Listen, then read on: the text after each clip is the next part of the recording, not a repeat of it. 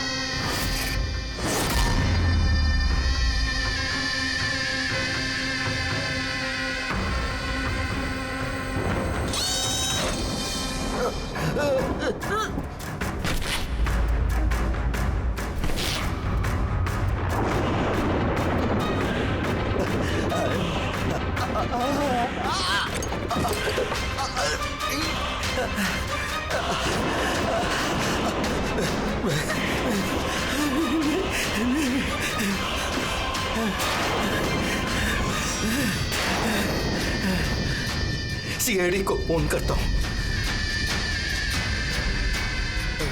हाँ Madan ji. Hello hello Madan ji, hello Madan ji, क्या हो गया?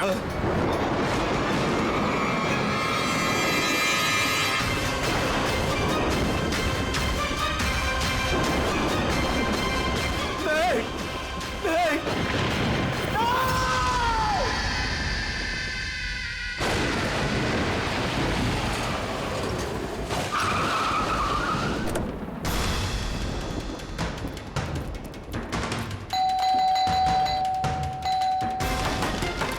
मदन जी, मदन जी, मदन जी, मदन जी,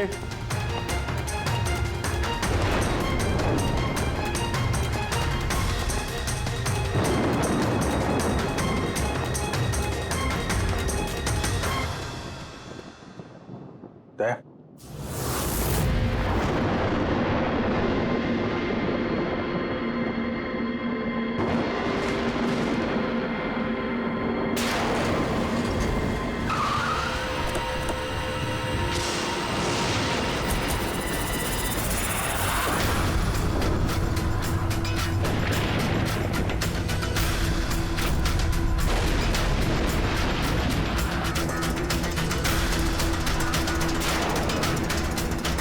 मदन जी, कौन है? कौन है? कौन है?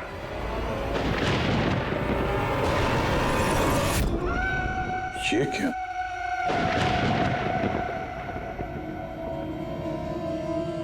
पुतला?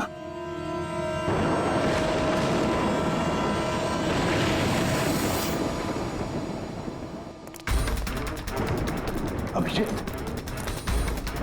सर, आने में देर हो गई।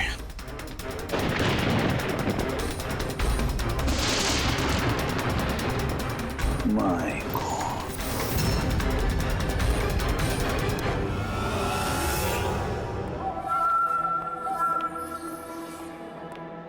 ये लीजिए। आराम से आराम से।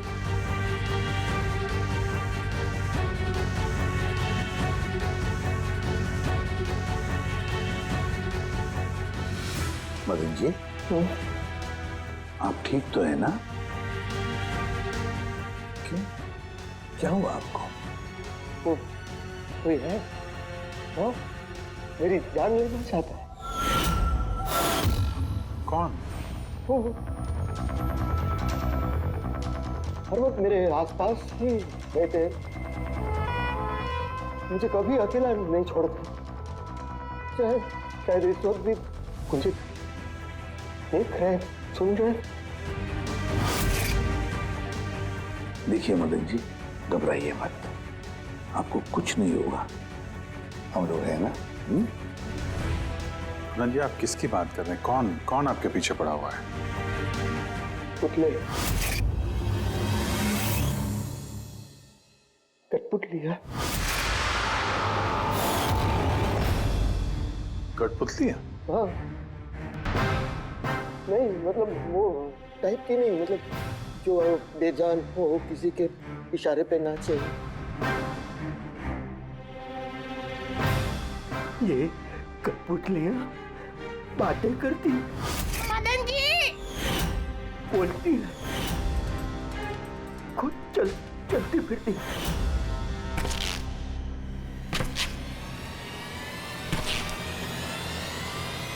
मदन जी, ओ मदन जी। बातें करने वाली कठपुतलियां। हाँ, मैं जानता हूँ आपको मेरी बात का यकीन नहीं होगा, लेकिन बात ये किसी को नहीं होगा।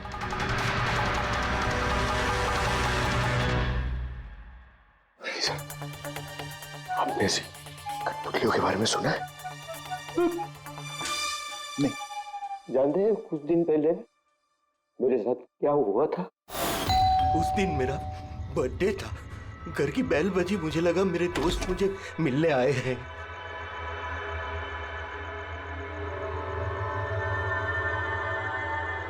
इतनी रात को किसने बेल बजाई होगी? कमाल है। मदन जी,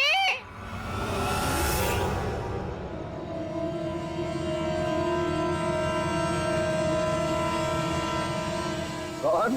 दिखाई नहीं दे रहा, मैं हूँ।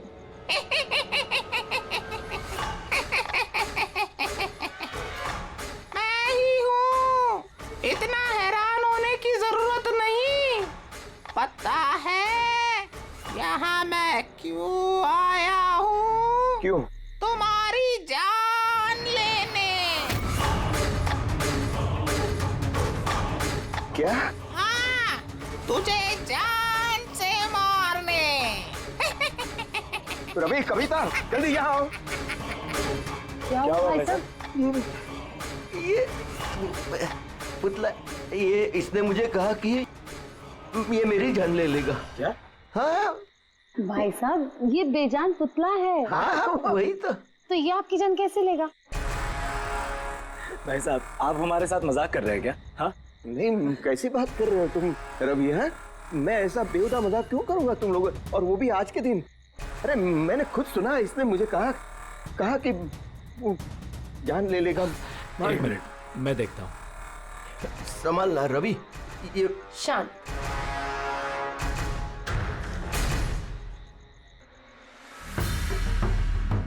तो भाई साहब, लगता है शायद आपके साथ किसी ने मजाक किया है। इस लकड़ी के पुतले के अंदर किसी ने शायद स्पीकर फिट किया होगा। चेक करो, कहीं स्पीकर होगा।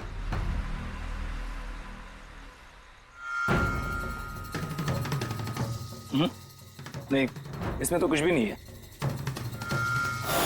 अब कहाँ है वो पुतला? कैसे होगा? मैं उसी टाइम उसे तोड़ मोड़ के जला के खत्म कर दी, धमकी दी थी मुझे। उसे मैं कैसे ऐसे ही छोड़ देता? क्या आपने वाकई देखा था? हाँ, मैं मदन जी, हो सकता है आपको कोई सपना अपना आया। वही अकेला देखा मैं, और एक बार नहीं, ऐसा मेरे साथ थोड़े दिन बाद भी। मुझे लगता है कि मदन जी को मारने का सबसे अच्छा तरीका ये है कि उनके सीने में चाकू घोंप दिया जाए। उससे तो पूरा फर्श खून से गंदा हो जाएगा। सबसे बेस्ट तरीका है मदन जी को जहर दिया जाए। एक काम करते हैं, क्यों ना उनका गला ही दबा दिया जाए? तो आप ही बता दीजिए मदन जी, आप कैसे मरना पसंद करेंगे?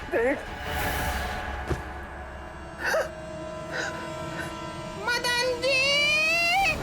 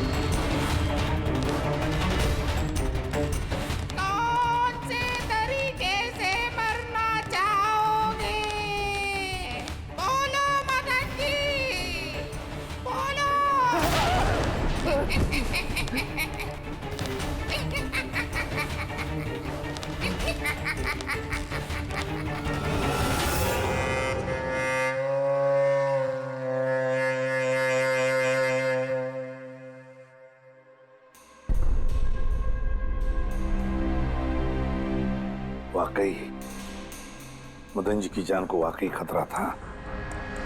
सही कह रहे थे, कोई वहम नहीं था। सर मतलब ये मदन जी का खून इस कठपुतली ने किया? क्या बकवास कर रहे हो यार, कठपुतली खून थोड़ी ना कर सकती है। तो फिर खून किसने किया होगा? उसी ने फ्रेडी, उसी ने जो कठपुतली का खेल खेलना जानता है। तो जब हम लोग यहाँ पर आए तब कठपुतली के हाथ में ये चाकू था। सारे सबूत तो इसी की तरफ इशारा कर रहे हैं। खून इसी ने किया है। भैया भैया प्लीज प्लीज, ये भैया को। सर इस पुतले ने खून नहीं किया। एक मिनट, आप लोग कौन हैं? सर मैं कविता हूँ, इनकी पत्नी, और ये मदन भैया है, इनके बड़े भाई, ये रवि है। तो आप लोग अब तक क्या कर रहे थे? कहाँ थे आप? सर आज हमारी मैरिज एनिवर्सरी है, इसलिए हम बाहर डिनर के लिए गए थे। हमने मदन भैया को भी कहा था साथ में आने के लिए, लेकिन उन्होंने मना कर दिया। और ये सब आप कह रही थी कि मदन जी का खून इस पुतले ने नहीं किया? हाँ सर, इस पुतले ने खून नहीं किया। आप जानती हैं खूनी को? मुझे पूरा यकीन है इनका खून शार्दुल ने किया है। वो इनसे बदला लेना चाहता था। ये शार्दुल है कौन? किस बात का बदला लेना चाहता था? शार्दुल एक पेंटाकोलिस्ट और वॉइस ओवर आर्टिस्ट था। मदन भैया और रवि के बड़े भैया अंकुश भैया के बचपन का दोस्त। अंकुश भैया को शार्दुल से बचपन से ही बहुत लगाव था। जब उन्होंने देखा कि शार्दुल जिंदगी में कितनी ठोकरें खा रहा है, तो 5 साल पहले उन्होंने अपना घर शार्दुल को दे दिया ताकि वो वहां से अपना थिएटर ग्रुप चला सके। हालांकि वो लोग कभी अंकुश भैया को किराए के पैसे नहीं दे पाए, मगर अंकुश भैया को इस बात से कभी कोई तकलीफ नहीं हुई, क्योंकि वो जानते थे कि इस कला में इतने पैसे नहीं हैं। शार्दुल और उनके स्टूडेंट्स अंकुश भैया के घर से ही अपनी पेंटाकोलिस्ट की प्रैक्टिस किया करते थे। कठपुतलियों से बातें करवाने की इस कला का घंटों बैठकर रियाज किया करते थे। तो एक चीज तुम लोग अच्छे से समझ जाओ, वेंट्रिलोक्विज्म की कला आसान नहीं है, लेकिन ये इतना भी मुश्किल नहीं है। इस कला को करने की तकनीक इसके नाम में छिपी है। वेंट्रिलोक्विज्म एक लैटिन शब्द है जिसमें वेंटर का मतलब पेट और लोक्वी मतलब बोलना, और वेंट्रिलोक्विज्म मतलब पेट से बोलना। जैसे हेलो गौरव, कैसे हो तुम? फिर एक दिन अंकुश भैया गुजर गए और सब कुछ बदल गया।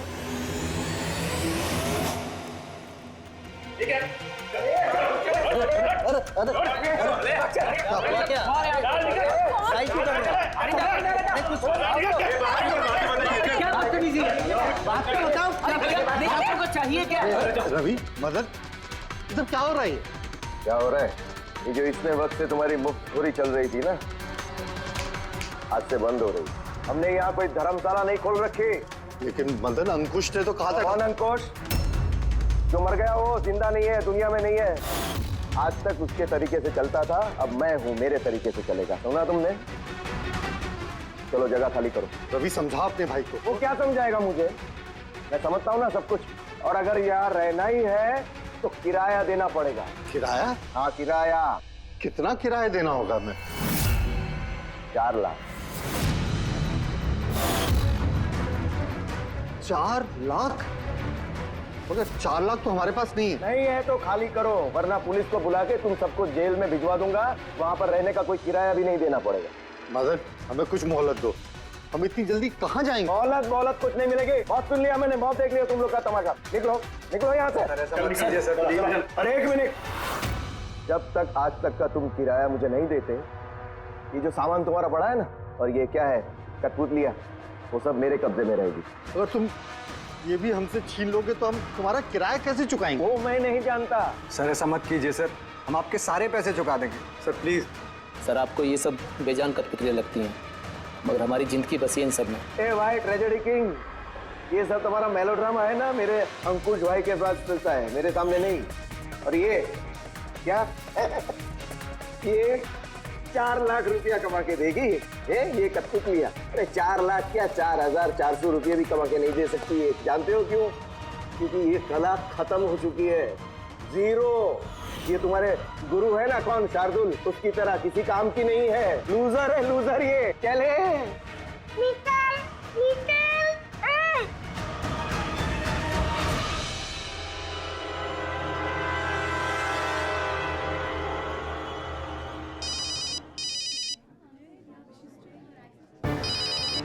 ये भी ना।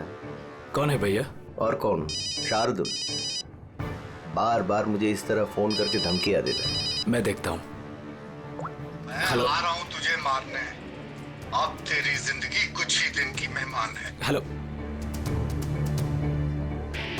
भैया, मेरे ख्याल से हमें पुलिस के पास जाना चाहिए। पुलिस डिपार्टमेंट में मैं किसी को जानता हूँ, शायद वो हमारी मदद करे। हाँ भैया, मुझे बिल्कुल भी उम्मीद नहीं थी कि शार्दुल इतना सनकी निकलेगा। हमें पुलिस के पास जाना चाहिए। कोई फायदा नहीं, ये शार्दुल अपने मोबाइल से फोन नहीं कर रहा, कोई लैंडलाइन नंबर से कर रहा है। Landline number? मैं पता लगाता हूँ ये नंबर कहाँ का है। क्या? ये क्या बोल रहे हो तुम? हाँ सही बोल रहा हूँ, ये नंबर इस हॉस्पिटल के मॉर्ग रूम का है। शार्दुल मुझे मॉर्ग रूम से धमकी भरे फोन क्यों करेगा? इस नंबर से इन लोगों को धमकी भरा कॉल आ रहा है। कल रात को भी आया, आज सुबह भी, लगातार 3 दिनों से आ रहा है। कौन कर रहा है ये कॉल? सर इस फोन से किसी को भी फोन करने की इजाजत नहीं है। मैं सारा दिन यहीं पे रहता हूँ, इस फोन से किसी ने भी कोई कॉल नहीं किया। तो फिर तुमने किया होगा फोन?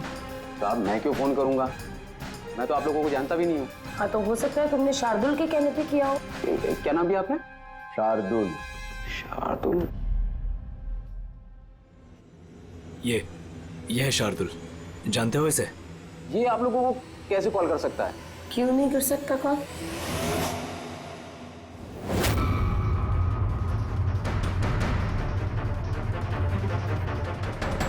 ये कैसे हो गया?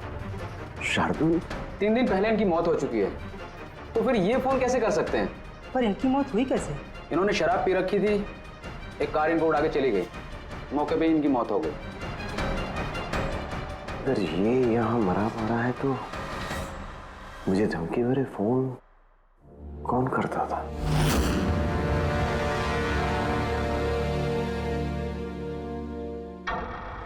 सर पुलिस रिकॉर्ड के मुताबिक तो ये सारे कॉल्स मौके लैंडलाइन से आए थे।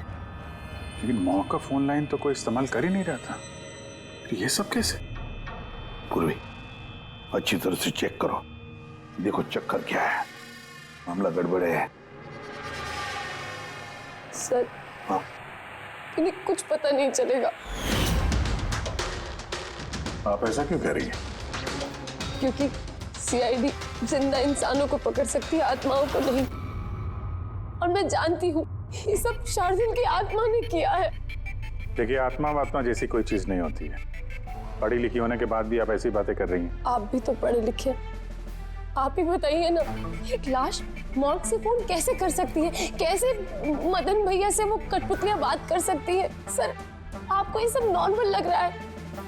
आप लोगों ने भी ऐसा कुछ अनुभव किया जैसे मदन जी ने किया था? जी सर। नहीं, हट जाओ, आज मैं तुम्हें छोड़ूंगा नहीं। बहुत परेशान किया है तुम लोगों ने मुझे, मार डालूंगा मैं, आज तुमको छोड़ूंगा नहीं। भैया हट जाओ। नहीं भैया क्या हुआ? क्या बताना? अरे लेकिन ये क्या कर रहे हैं भैया? भैया कठपुतलियां हैं, दूर रहना। कठपुतलियां? हाँ मारने आई है मुझे, मैंने कहा था ना। भैया एक बात तो सुनिए। क्या कर रहे हैं आप? रवि, ये आवाज ऊपर से आ रही है। हाँ, लेकिन ऊपर तो कुछ भी नहीं है, बस स्टोर रूम है और एक बंद पड़ा हुआ कमरा है। Store room? हाँ, उस स्टोर रूम में तो मैंने सारी कठपुतलियां बड़े से बक्से में ताला लगा के बंद करके रखी है। कठपुतलियां? क्या वो सारी बाहर आ गई? कैसे? क्या?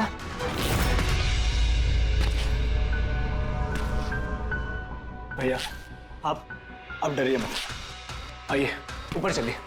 रवि लेकिन चलिए। आराम से। संभल के।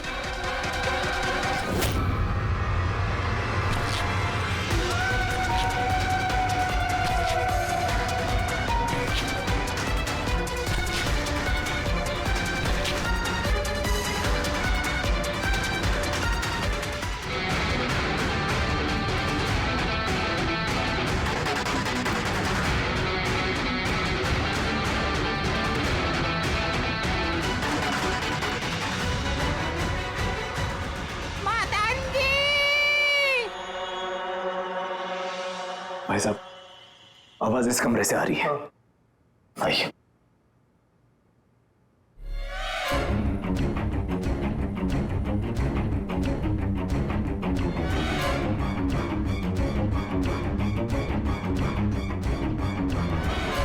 मदन जी,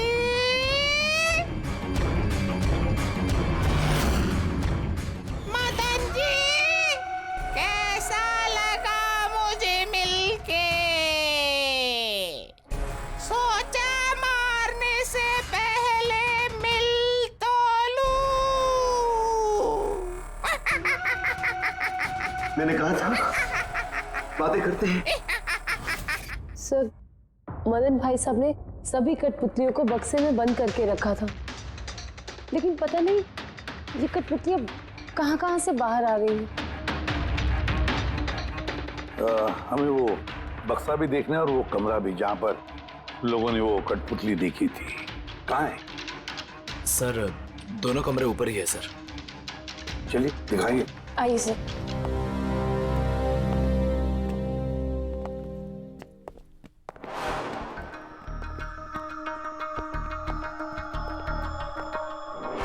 सर, पैरों की आवाज हमने कॉरिडोर में सुनी थी और वो पुतला हमने यहाँ इस जगह पर देखा था सर।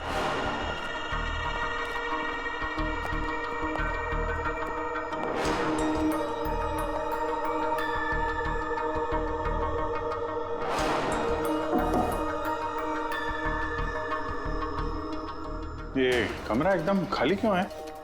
सर, मैंने सोचा था कि यहाँ पर ट्रेडमिल और बाइसिकल रखूंगा और थोड़ी एक्सरसाइज करूंगा, पर कभी टाइम ही नहीं मिला।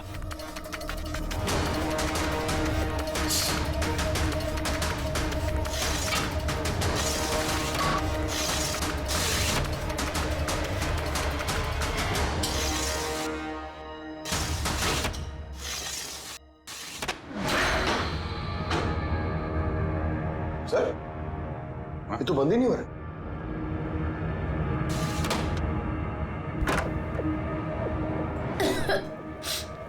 आइए सर। सर, यही वो पेटियां हैं जिनमें कठपुतलियां बंद थी। इधर लाइट ऑन करना। जी।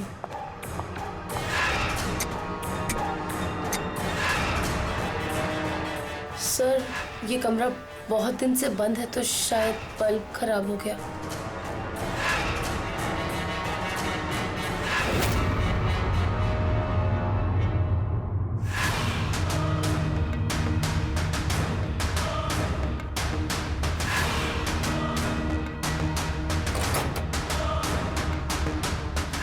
सर, सारे पेटियों पे ताला लगा है।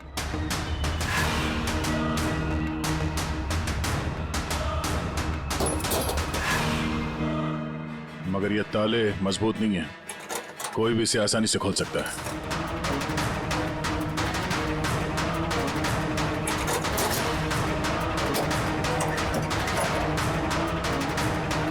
इतने सारे पुतले,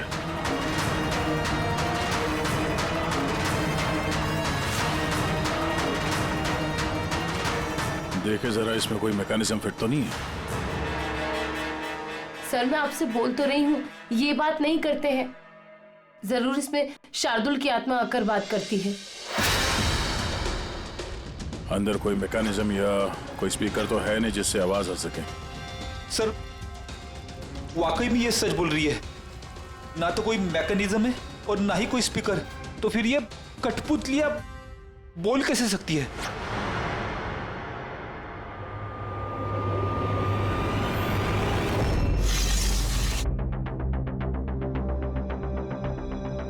लॉक खराब है? लॉक खराब है सर। यहाँ से तो कोई भी आसानी से अंदर आ सकता है। सीढ़ी वीढ़ी लगाए या बाइक वाइक लगाए तो भी आसानी से ऊपर आ सकते हैं। और जो भी कोई आसानी से इस कमरे में आ सकता है वो बक्से में बंद पड़े कठपुतलियों को उठाकर बाहर ले जाकर कहीं भी रख सकता है, जैसे यहाँ रखा था तुम लोगों को डराने के लिए। सर मतलब कोई आत्मा नहीं है? अरे छोड़ो आत्मा, आत्मा कभी होती ही नहीं है। ये तो वही हो सकता है जिस घर का चप्पा चप्पा जानता है, चप्पा चप्पा जानता है। और तो और कठपुतलियों के बारे में भी अच्छी मालूमात रखता है। और ये हो सकते हैं शार्दुल के स्टूडेंट्स। शार्दुल के स्टूडेंट्स पता लगाना पड़ेगा ये शार्दुल के स्टूडेंट्स इस वक्त है कहां और कर क्या रहे हैं। हाय, मेरा नाम है फ्रीडा। मेरा नाम दीपेश। मेरा नाम है तरल। और मेरा नाम है लोचन।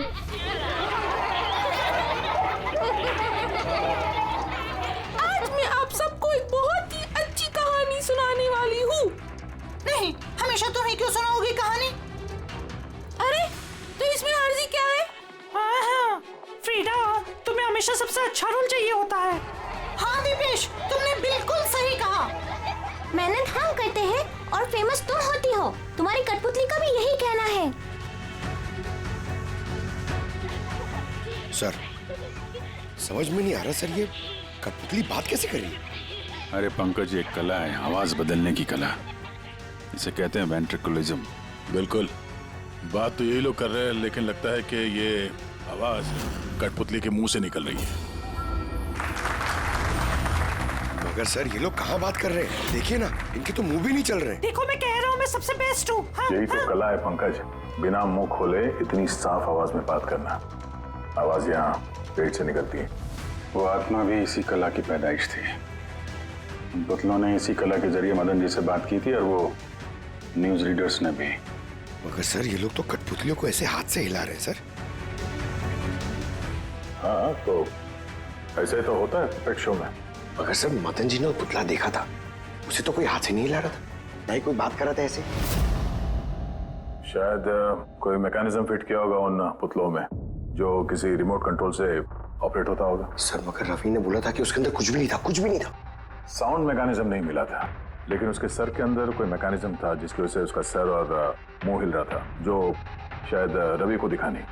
सी कठपुतलियां बनाना शार्दुल या उसके किसी स्टूडेंट का ही काम हो सकता है, जो मदन जी के घर का चप्पा चप्पा अच्छी तरह से जानता है। इन्हें पता होगा उस खिड़की के बारे में जिसका लाश टूटा हुआ था। घर में घुस के जगह जगह कठपुतलियां लगाना और उनसे बातें करवाना तो इनके बायत का खेल है। मगर सर, मॉर्ग से इन लोगों ने कॉल कैसे किया? सर, सर पता चल गया कि मॉर्ग रूम वाले फोन कैसे आ रहे हैं। कैसे? सर, इसके लिए स्पूफिंग सॉफ्टवेयर का इस्तेमाल किया गया। Spoofing software? ये क्या होता है? सर, अभी बताती हूँ।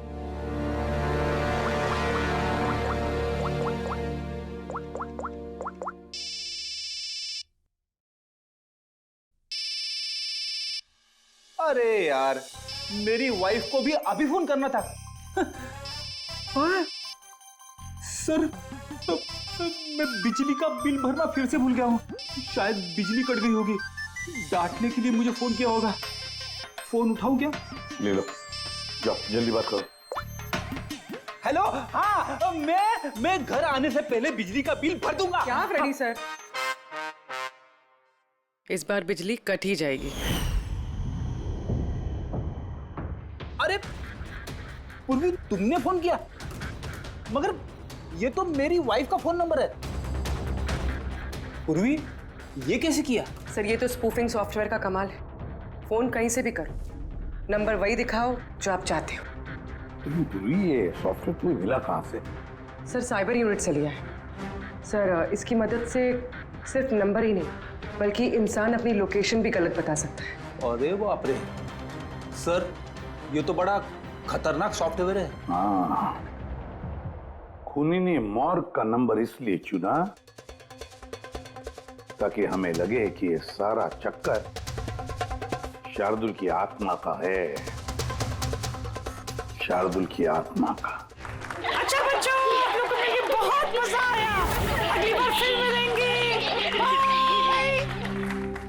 संभाल के बच्चे, संभाल के। Bye bye bye. जी कहिए, क्या मैं आपकी मदद कर सकता हूँ? जी हाँ, आप लोग मदद नहीं करेंगे तो और कौन करेगा। दरअसल हम ये जानना चाहते हैं कि मदन जी को डराने का प्लान आप में से किसका था? हम लोग कुछ समझे नहीं। अच्छा, तुम लोग भी नहीं समझे? हाँ? नहीं सर, अभी नहीं समझा। मैं निर्दोष हूँ। बहुत हंसी आ रही है। हाँ?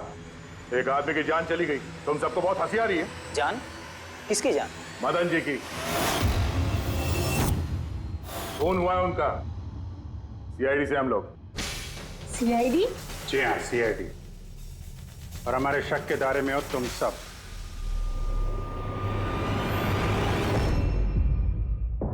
कल तुम लोग कहाँ थे? मैं कल अपनी दोस्त सलोनी के घर पे था सर। आप उसके घर वालों से पूछ सकते हैं। और तुम कहाँ थे? सर मेरा मतलब लोचन और मैं एक शो के लिए गए थे पुणे। आज सुबह ही लौटे हैं हम। पुणे? कैसे गए थे पुणे? रेडियो कैब से। आई हैव द इंफॉर्मेशन, आप चेक कर सकते हैं। ये लीजिए। क्या हुआ? बहुत पसीने छूट रहे हैं तुमको? हाँ? तुम कहाँ थे कल रात? सर वो मैं बताता हूँ। तुम कल रात मदन के घर में थे या नहीं? हाँ था मैं वहाँ, लेकिन मैंने किसी को नहीं मारा। क्या करने गया था फिर वहाँ? हाँ? सर हम तो बस मदन को सबक सिखाना चाहते थे। जो कुछ उसने शार्दुल सर के साथ किया वो बहुत गलत किया। और हाँ, आज अगर शार्दुल सर हमारे बीच नहीं है तो वो सिर्फ एक इंसान के कारण, वो है मदन। उनके कारण ही उन्होंने दारू पीना चालू किया और वक्त से पहले गुजर गए। तो तुम लोगों ने सोचा खून के बदले खून? नहीं सर, हम बस डराना चाहते थे। गौरव का प्लान था ये। हाँ सर, गौरव ने कल रात मुझे फोन करके बुलाया था, तकरीबन 11:30-12 बजे के आसपास। लेकिन मैं थोड़ा लेट हो गया और 12:30 बजे पहुंचा।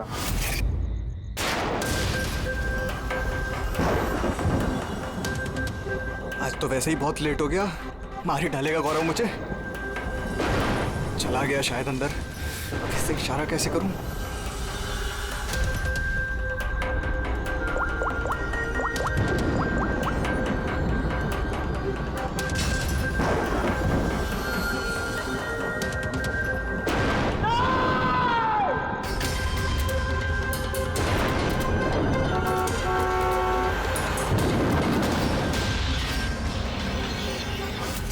गड़बड़ तो हुई ना? मदन जी का खून हुआ रात में। सर मेरा इस खून से कोई लेना देना नहीं है। और गौरव का? सर ये तो गौरव ही बता सकता है ना। ठीक है, बुलाओ गौरव को। कहाँ है वो? गौरव तो फिलहाल गोवा में।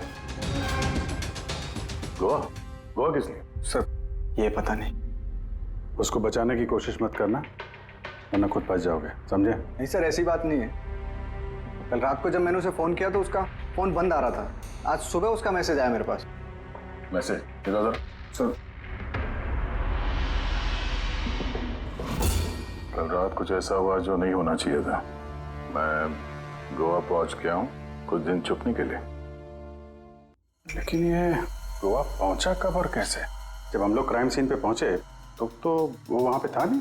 हाँ, अगर हम मान भी ले कि जब हम लोग वहां पर पहुंचे उससे ठीक पहले वो वहां से निकला था, तो वो गोवा कैसे पहुंच सकता है? खून हुआ रात के 1 बजे, उसके बाद हम लोग वहां पहुंचे और रात को कोई फ्लाइट तो है नहीं गोवा जाने वाली। सर अगर फ्लाइट से नहीं और बस से या फिर गाड़ी से गया हो तो? नहीं पंकज, ड्राइव करके गोवा पहुंचने में कम से कम 12 घंटे लगते हैं और ये मैसेज आया है सुबह 9 बजे। मतलब गोवा पहुंचने से पहले ही उसने मैसेज कर दिया कि वो गोवा पहुंच चुका है। पंकज जरा पता करो गौरव के मोबाइल की लास्ट लोकेशन क्या थी। नंबर देना गौरव का। ओके जी, थैंक यू। सर गौरव का आखिरी लोकेशन मदन जी का बंगलो ही था और कल रात 11:30 बजे उसका फोन बंद हुआ। 11:30?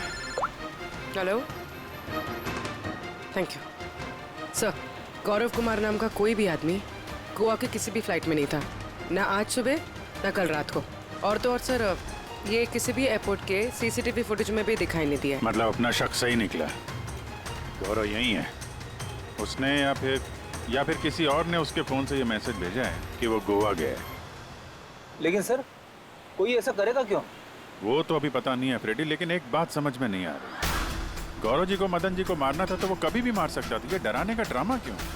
ये चारों लोग मिलकर ये जो कठपुतली का गेम खेल रहे थे, और तो और जब उसने मदन जी को मारा तो इसके बारे में अपने दोस्तों को बताया भी नहीं। यहाँ पे कुछ पेच है। इसका एक ही मतलब है बॉस, या तो गौरव को हड़बड़ी में मदन जी को मारना पड़ा जब वो पकड़ा गया, या फिर खूनी गौरव नहीं कोई और ही है। सर अगर खूनी कोई और है तो फिर ये गौरव कहाँ है? हो सकता है खूनी ने गौरव को मार के उसे गायब कर दिया और हमारे सामने ऐसे सबूत डाल दिए जिससे हमें ये लगे कि वो हमसे छुप रहा है, गोवा में है। ये लॉक टूटा हुआ है। इसी खिड़की से गौरव और उसके साथी अंदर आते थे मदन जी को डराने के लिए। अगर ये गौरव कल रात यहाँ पे आया था और उसके बाद से गायब है तो हो सकता है उसके साथ जो कुछ भी हुआ यही हुआ। अगर यहाँ उसके साथ कुछ हुआ है तो कुछ ना कुछ ट्रेसेस तो मिलने चाहिए। लुमिनल टेस्ट करके देखते हैं। पूर्वी सर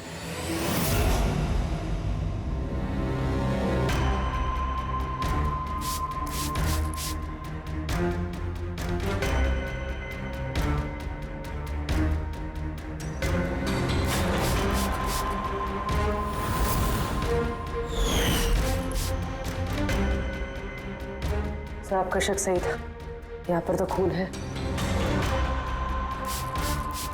तो इस दरवाजे से जैसे ही बाहर निकला होगा किसी ने हमला किया उस पे। सर इस तरफ तो कोई निशान नहीं है। इस तरफ देखो।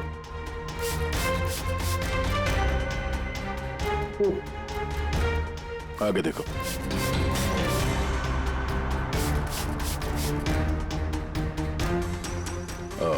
मतलब हमला करने के बाद गौरव को घसीट के यहाँ स्टोर रूम तक लाया गया।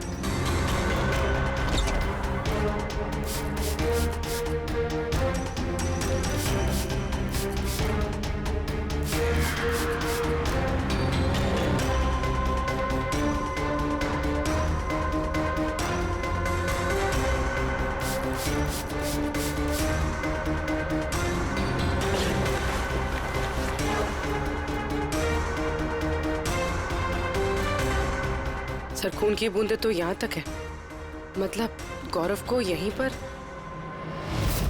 और हम लोग यहाँ पर आए और हमें पता भी नहीं चला। और अब यहाँ से गायब। लगता है अब बॉडी को ठिकाने लगा रहे होंगे इस घर के लोग।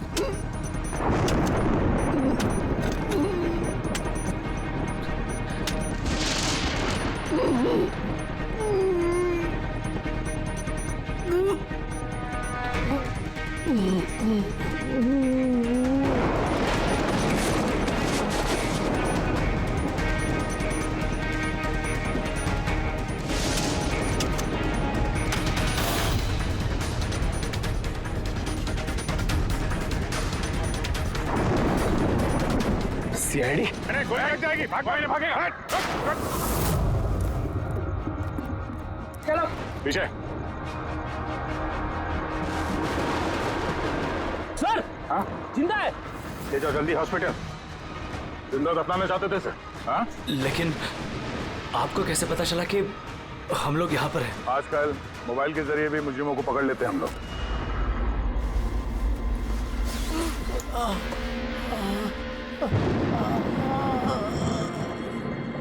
चल लेके जाओ जल्दी। आजा।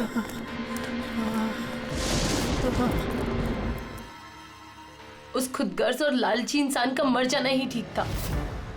अंकुश भैया की मौत के बाद मदन भैया अकेले ही सारी प्रॉपर्टी हड़प जाना चाहते थे। हमें क्या मिलता? ठेंगा। हमने ये प्लान तब बनाया जब घर में वो कठपुतलियों वाले हादसे होना शुरू हुए। हम जानते थे सर कि कोई आत्मा वात्मा का चक्कर नहीं है, इसीलिए हम एक रात जागे ताकि इस कठपुतली के राज से पर्दाफाश कर सके। और फिर तुम लोगों ने गौरव को पकड़ लिया। हाँ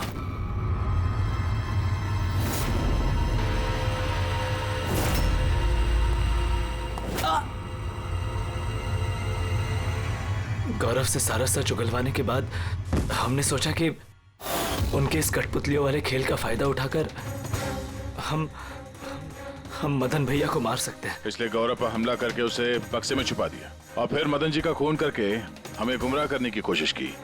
ये दिखाना चाह के खून पुतले ने किया है। हाँ? हमें मालूम था कि सीआईडी कभी भी आत्मा की कहानी और कठपुतलियों के खेल पर विश्वास नहीं करेगी और आपका सीधा शक जाएगा शार्दुल के स्टूडेंट्स पर, खास करके गौरव पे। और हमें गुमराह करने के लिए तुमने वो गोवा वाला मैसेज भेज दिया। हाँ, हमने सोचा कि आप पूरी जिंदगी भर गौरव को यहाँ वहाँ ढूंढते रहेंगे और हम उसे मारकर यहाँ दफना देंगे। पैसों के चक्कर में तुमने अपने भाई की जान ले ली। क्या करोगे इन पैसों का?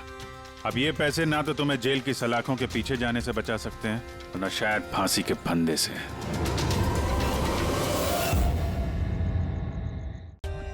For more updates, subscribe to our channel, click the show links and enjoy watching the videos.